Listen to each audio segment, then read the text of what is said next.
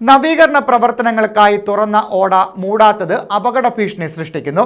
കൊല്ലം QAC Karbala railway station റോഡിലേക്കുള്ള ഓടയാണ് അടയ്ക്കാത്തത്. ഒരു മാസത്തിലേറെയായി ഓട തുറന്ന നിലയിലാണ്.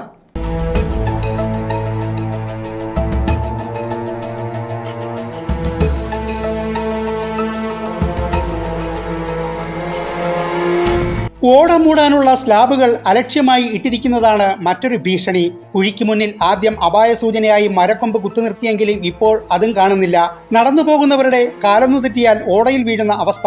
രാത്രിയിലാണ് കാൽനടയാത്രികർ ഏറെ വലയുന്നത്. സ്വകാര്യ ബസ്സുകളടക്കം നിരവധി വാഹനങ്ങളാണ് ഇതുവഴി ദൈനംദിനം കടന്നുപോകുന്നത്.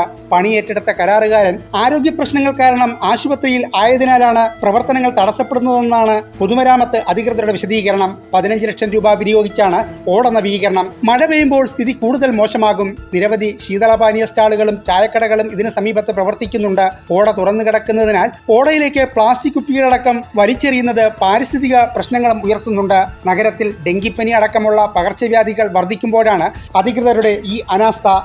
ന്യൂസ് ബ്യൂറോ, കൊല്ലം.